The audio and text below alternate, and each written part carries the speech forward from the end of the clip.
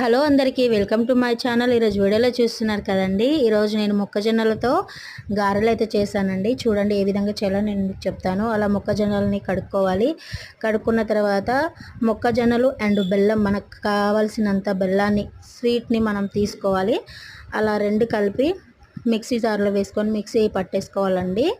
మెత్తగా గ్రైండ్ చేసుకున్న తర్వాత వాటిని ఒక ప్లేట్లోకి తీసుకొని ఇక్కడ ఒక పేపర్లో కానీ కవర్లో కానీ స్మూత్గా ఉన్న దాంట్లో మనము పప్పలు చేస్తూ మధ్యలో హోల్ పెట్టుకుంటూ అలా కాల్చుకోవాలండి. చూడండి ఫ్రెండ్స్,